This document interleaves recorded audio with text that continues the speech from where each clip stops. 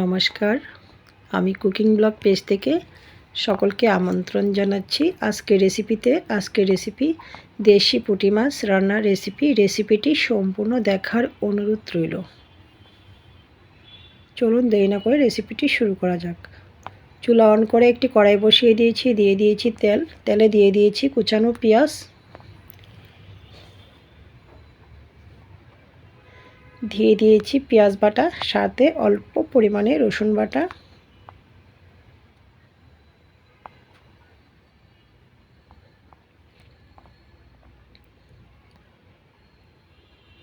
পেঁয়াজটা যখন brown colour হয়ে এসেছে এই পর্যায়ে আমি দিয়ে দিয়েছি মশলা কষানোর জন্য অল্প পরিমাণে জল।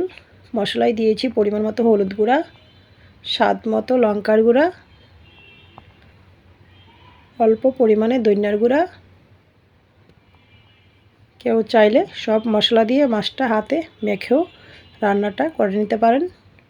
দিয়ে দিয়েছিলাম স্বাদ মতো লবণ, নাড়াচাড়া করে মশলাটা কষিয়ে নিচ্ছি।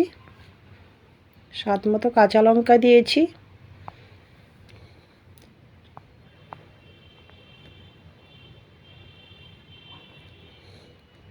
এরপর যে আমি দিয়ে দিয়েছি পুঁটি মাছ।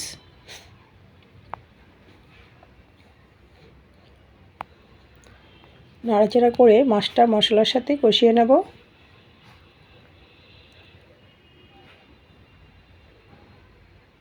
ঢাকনা দিয়ে দিয়েছি, ফিরে আসছি মিনিট দুয়েক পর।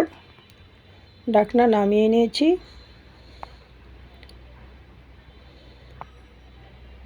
কড়াইটা নাড়াচাড়া করে নিয়েছি আবারও। মাছ কষানো হয়ে গিয়েছে এই পর্যায়ে আমি পরিমাণ মতো গ্রেভি দিয়েছি, আবারও নাড়াচাড়া করে নিয়েছি।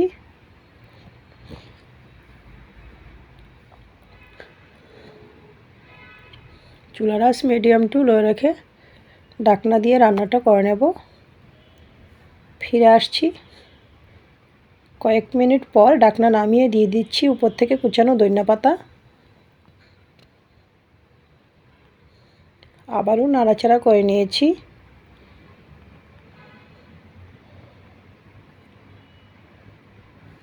ঢাকনা দিয়ে চুলার আঁচ বন্ধ করে দিয়েছি। রেডি হয়ে গিয়েছে আমার দেশি পুঁটি মাছ রান্নার